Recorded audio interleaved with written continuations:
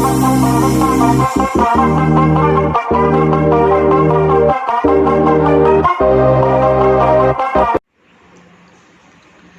वालेकुम दोस्तों, नजीब्स official YouTube channel में खुश आमदीद। दोस्तों, इस वीडियो में हम 10वीं जमात महाराष्ट्र बोर्ड के रियाजी हिस्सा अव्वल यानी अलजबरा का 5वां सबक एहतिमाल का मुताला कर रहे हैं। आज हम बेतरतीब तजुर्बात और माहसल क्या होते हैं इसके बारे में डिटेल लेंगे। सबसे पहली चीज़ है बेतरतीब तजुर्बात। हमने पिछली वीडियो में सफ़ा नंबर 114 पर जो अमली काम है वो अमली काम कंप्लीट किया था। उसमें हमने ये देखा था कि अगर एक सिक्का उछाला जा रहा है तो उसके दो आउटकम होते हैं, मतलब दो इम्कान होते हैं, या तो चित आ सकता है या तो पट आ सकता है, यानी कि हेड आ सकता है या फिर टेल आ सकता है। तो ये जो सिक्का उछालना होता है इसी को हम बेतरतीब तजुर्बा कहते हैं। यहाँ पर उसकी तारीफ दी गई है किताब में, जिस तजुर्बे में तमाम एहतिमाली नताइज पहले ही से मालूम हो। मतलब हम सिक्का उछाल रहे हैं तो ये तजुर्बा हो गया, और एहतिमाली नताइज मतलब इम्कान के जो नताइज है वो हमें पहले ही से मालूम है, हमें पहले ही से पता है या तो हेड आएगा या फिर टेल आएगा, लेकिन इनमें से किसी भी नतीजे को यकीनी तौर पर बोला नहीं जा सकता। हाँ, हम ये कह सकते हैं या तो हेड आएगा या टेल आएगा, लेकिन ये नहीं बोल सकते हैं कि हेड ही आएगा या टेल ही आएगा। तो जिस तजुर्बे में तमाम एहतिमाली नताइज पहले ही से मालूम होते हैं, हेड आने वाला है टेल आने वाला है ये हमें पहले ही से मालूम है, लेकिन हेड ही आएगा और या फिर टेल ही आएगा ये हम नहीं बोल सकते, लेकिन इनमें से किसी भी नतीजे को यकीनी तौर पर बताया नहीं जा सकता। तमाम नताइज के सही होने का इम्कान मसावी होता है, मतलब जितने चांसेस हेड आने के हैं उतने ही चांसेस टेल आने के भी होते हैं। तो ऐसे तजुर्बे को बेतरतीब तजुर्बा कहते हैं। ये सिक्के की मिसाल से हमने समझा कि बेतरतीब तजुर्बात किसे कहते हैं। बेतरतीब तजुर्बा ऐसा तजुर्बा होता है कि जिसके अंदर जो एहतिमाली नताइज होते हैं, यानी कि जो चीज़ें जो इम्कान है वो हमें पहले ही से मालूम होता है, लेकिन हम ये नहीं बोल सकते कि ये वाला इम्कान ही श्योर होगा या ये वाला इम्कान ही श्योर होगा। उन दोनों या जितने भी इम्कान हैं उनके आने के चांसेस इक्वल होते हैं। ऐसे तजुर्बे को हम बेतरतीब तजुर्बा कहते हैं। डाइस की मिसाल से भी हम इसको समझ सकते हैं। अगर डाइस रोल कर रहे हैं, पासा फेंक रहे हैं हम, तो हमें पता है कि या तो 1 आएगा या तो 2 आएगा या तो 3 आएगा या तो 4 आएगा या तो 5 आएगा या फिर 6 आएगा। तो ये एहतिमाली नताइज हो गए, 1 आना, 2 आना, 3 आना, 4 आना, 5 आना, 6 आना। लेकिन इनमें से 1 ही आएगा ये नहीं बोल सकते हम, 2 ही आएगा ये नहीं बोल सकते, इसी तरह 6 तक के नताइज यकीनी है ये नहीं बोल सकते हैं। पूरे नताइज 1 से लेकर 6 तक, 1 आना, 2 आना, 3 आना, 4 आ जाना, 5 आना या 6 आना, इन सब के जो चांसेस होते हैं वो मसावी होते हैं। तो वो जो तजुर्बा है वो भी बेतरतीब तजुर्बा कहलाता है। नेक्स्ट है माहसल। बेतरतीब तजुर्बे के नताइज को माहसल कहते हैं, मतलब जो आउटकम आता है, जो चीज़ होती है उसे हम माहसल कहते हैं। मतलब हमने कॉइन टॉस कर दिया, टॉस करने के बाद में कॉइन नीचे गिर गया और हेड आया, तो ये जो हेड होगा ये माहसल होगा, इसे इंग्लिश में हम आउटकम कहते हैं। बेतरतीब तजुर्बे को इंग्लिश में हम रैंडम एक्सपेरिमेंट कहते हैं। सफ़ा नंबर 115 पर माहसल और बेतरतीब तजुर्बात को एग्जाम्पल के जरिए सॉल्व किया गया है, मतलब समझाया गया है। तो वहाँ पर अलग अलग मिसालें दी गई है। पहली दूसरी मिसाल ये आसान सी मिसाल है, हमें समझ में आता है। पहली मिसाल में सिक्का उछालना ये बेतरतीब तजुर्बा है, उसके जो एहतिमाली नताइज है वो चित या पट यानी कि हेड या टेल है। तो इसमें 2 आउटकम हो सकते हैं, या तो हेड आ सकता है या फिर टेल आ सकता है। इसी तरह पासा फेंकने के बेतरतीब तजुर्बे में, पासा फेंकना ये एक बेतरतीब तजुर्बा हो गया। ऊपरी रुखों पर धब्बों की तादाद, नुक्तों की तादाद 6 माहसल मुमकिन है। इसके 6 आउटकम्स हो सकते हैं, या तो 1 आएगा या 2 आएगा या 3 आएगा या 4 आएगा या 5 आएगा या 6 आएगा। उसके अलावा एक तीसरी मिसाल दी गई है, 1 से 50 तक आदाद लिखे हुए कार्ड के सेट से एक कार्ड निकालना। एक सेट है, उसके अंदर कार्ड्स है और हर कार्ड पर नंबर्स लिखे हुए हैं 1 से लेकर 50 तक। नंबर 1 का कार्ड 1 है, नंबर 2 का कार्ड 1 है, नंबर 3 का कार्ड 1 है, इस तरह से कार्ड्स है उस सेट में, उसमें से एक कार्ड निकालना है। तो इसके अंदर 1 से लेकर 50 तक के नंबर का कोई भी कार्ड आ सकता है। तो इस तरह तजुर्बे के जो माहसल है, आउटकम्स है, वो 50 आउटकम्स होंगे।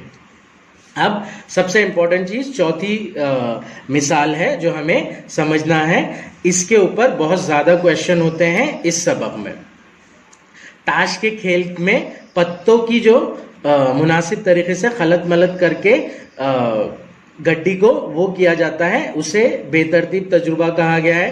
ताश के खेल में पत्तों को इस कंसेप्ट के जरिए जो सवाल है उसे हल करने के लिए हमें बेसिक इंफॉर्मेशन होना जरूरी है ताश की गड्डी की। तो उसके अंदर सबसे पहले हमें यह पता होना चाहिए कि ताश की गड्डी में कुल जो पत्ते होते हैं वो 52 पत्ते हैं। उसके अलावा अगर कलर के हिसाब से, रंग के हिसाब से बात करें तो 26 पत्ते सुर्ख पत्ते होते हैं, यानी कि लाल पत्ते होते हैं जिनके ऊपर लाल निशान होते हैं, और 26 पत्ते सयाह पत्ते यानी कि काले पत्ते होते हैं, इनके ऊपर काले निशान होते हैं। अब निशान के एतबार से अगर कभी बात करें हम तो 4 ग्रुप होते हैं। हुकुम का पत्ता, चिड़िया के पत्ते, ईंट के पत्ते और पान के पत्ते। तो इस तरह से 4 निशान होते हैं अलग अलग। उसमें सबसे पहला है हुकुम, दूसरा है चिड़िया, तीसरा है ईंट, चौथा है पान। हुकुम के जो पत्ते होते हैं वो 13 हुकुम के पत्ते होते हैं, चिड़िया के पत्ते 13 होते हैं, ईंट के पत्ते 13 होते हैं और पान के पत्ते 13 होते हैं। यहां पर ध्यान रखिए, हुकुम के पत्ते ये जो होते हैं ये सयाह पत्तों में यानी कि काले पत्तों में होते हैं, चिड़िया के पत्ते भी सयाह पत्ते यानी कि काले पत्तों में होते हैं, ईंट के पत्ते और पान के पत्ते ये सुर्ख पत्तों यानी कि लाल पत्तों में होते हैं। पत्तों की गड्डी में एक ईंट, पान, चिड़िया और हुकुम के 4 कबील सूट होते हैं। ये जो निशान है इसके ग्रुप को हम कबील बोलते हैं, इंग्लिश में इसे हम सूट कहते हैं। ईंट को इंग्लिश में डायमंड कहते हैं, पान को हार्ट कहते हैं, चिड़िया को क्लब कहते हैं और हुकुम को स्पेड कहते हैं। तो इस तरह से एक निशानी वाले यानी कि एक कबील वाले, एक सूट वाले 13 कार्ड होते हैं। 13 कार्ड में बादशाह, रानी, गुलाम, 10 नंबर का कार्ड, 9 नंबर का कार्ड, 8 नंबर का कार्ड, 7 नंबर का कार्ड, 6 नंबर का कार्ड, 5 नंबर का कार्ड, 4 नंबर का कार्ड, 3 नंबर का कार्ड, 2 नंबर का कार्ड और इक्का होता है। यहां पर ध्यान रखिए, 1 नंबर का कार्ड नहीं होता है। ताश की गड्डी में 1 नंबर के कार्ड की बजाय इक्का होता है। इस तरह 13 पत्ते होते हैं। तो एक सूट के अंदर 13 पत्ते होते हैं, एक कबील के अंदर 13 पत्ते होते हैं। इक्का 2 3 4 5 6 7 8 9 10 और उसके अलावा बादशाह, रानी और गुलाम। बादशाह, रानी, गुलाम इन्हें तस्वीरी पत्ते कहते हैं। तस्वीरी पत्ते यानी कि फेस कार्ड्स बोला जाता है इसको इंग्लिश में। तो इनके ऊपर तस्वीर उतरी होती है इसलिए इन्हें तस्वीरी पत्ते कहते हैं। ये तीनों पत्तों को तस्वीरी पत्ते कहते हैं। हर गड्डी में बादशाह के 4, रानी के 4, गुलाम के 4, इस तरह 12 तस्वीरी पत्ते होते हैं। तो यहां पर हमें सबसे पहले यह समझना है कि अगर पूरी गड्डी की बात कर रहे हैं तो 52 पत्ते होंगे। अगर सिर्फ काले कलर के कार्ड की बात हो रही है तो 26 पत्ते होंगे। इसी तरह लाल कलर के कार्ड की बात हो रही है तो 26 कार्ड होंगे, 26 पत्ते होंगे। अब अगर निशानी के एतबार से बात कर रहे हैं तो हर निशानी के लिए 13-13 पत्ते होंगे। उन 13 पत्तों में तस्वीरी पत्ते 3 होंगे और नंबर वाले पत्ते 10 होंगे। उसमें से एक जो होगा वो इक्का होगा, एक की बजाय ए का लफ्ज होगा वहां पर, ए का लेटर होगा वहां पर। तो इस तरह हर सूट में 13 पत्ते होंगे। तस्वीरी पत्ते अगर कभी हम देख रहे हैं तो हर सूट में 3 है, तो 4 सूट में टोटल मिलाकर हो जाएंगे 12। बादशाह, रानी, गुलाम इन्हें तस्वीरी पत्ते कहते हैं। हर गड्डी में बादशाह के 4, चार, इसमें एक होगा, इसमें एक होगा, इसमें एक होगा, इसमें एक होगा। चार बादशाह के होंगे, रानी के चार होंगे, इसमें एक, इसमें एक, इसमें एक, इसमें एक। गुलाम के चार, इसमें एक, इसमें एक, इसमें एक, इसमें एक। तो ये जो कंडीशंस है ये हमें याद रखना है सवाल सॉल्व करने के लिए। जब टोटल गड्डी की बात हो रही है, ताश के पत्तों की गड्डी, तो हम 52 कार्ड, 52 पत्ते अज्यूम करेंगे।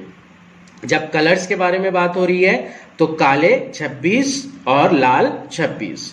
जब सूट यानी कबील के बारे में बात हो रही है तो 13-13 अज्यूम करेंगे हम। इसी तरह जब तस्वीरी पत्तों की बात हो रही है तो कुल तस्वीरी पत्ते 12 होते हैं, उसमें से 4 बादशाह, 4 रानी और 4 गुलाम होते हैं। एक और चीज, इसी तरह अगर 2 नंबर वाले अगर पत्ते हमें देखना है तो वो 4 होंगे, इसमें एक, इसमें एक, इसमें एक, इसमें एक। 3 नंबर वाले पत्ते अगर हमें देखना है तो वो भी 4 होंगे, इसमें एक, इसमें एक, इसमें एक। तो इस तरह नंबर वाले 4-4 कार्ड होते हैं, 4 इक्के होते हैं। तो ये चीजों को बहुत ध्यान में रखना है हमें।